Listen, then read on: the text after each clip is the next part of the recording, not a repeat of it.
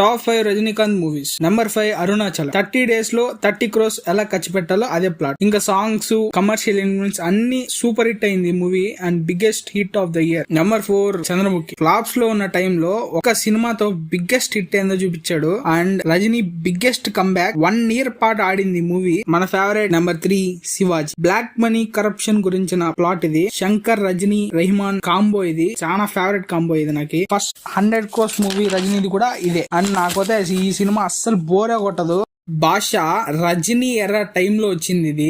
Elevation తోనే adrenal లేపుతారు.